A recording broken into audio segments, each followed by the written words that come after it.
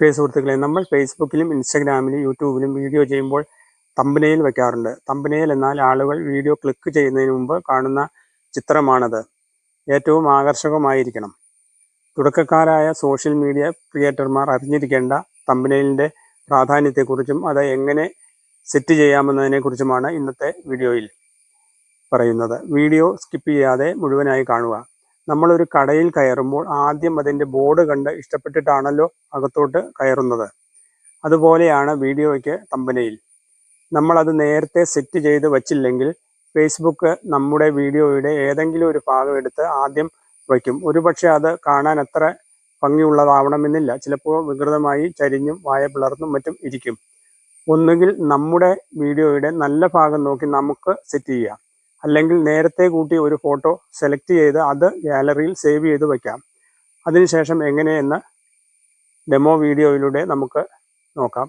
കൂടുതൽ ഉപകാരപ്രദമായ വീഡിയോകൾക്കായി ലൈക്ക് ചെയ്യാനും ഫോളോ ചെയ്യാനും മറക്കരുത്.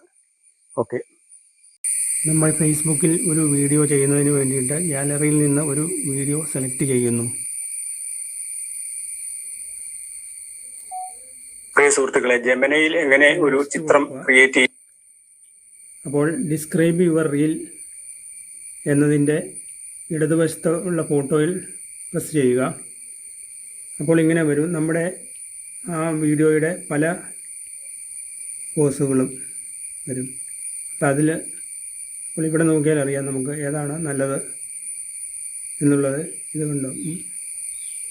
അപ്പോൾ അതിൻ്റെ ഏതാണ് നല്ല ഫോട്ടോ എന്ന് വെച്ച് കഴിഞ്ഞാൽ അത് ഇതുപോലെ സെലക്ട് ചെയ്യുക.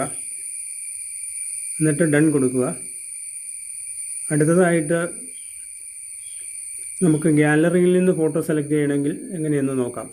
ഇതിൽ തന്നെ ടച്ച് ചെയ്യുക.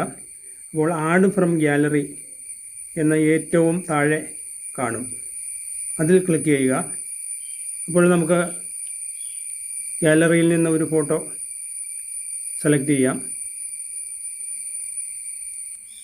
ഞാനിപ്പോൾ ഈ ഫോട്ടോ സെലക്ട് ചെയ്യുന്നു. അപ്പോൾ അത്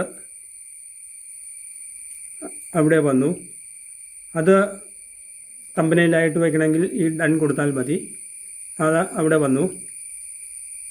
അങ്ങനെ അത് രണ്ട് രീതിയിലും നമുക്ക് സെലക്ട് ചെയ്യാം.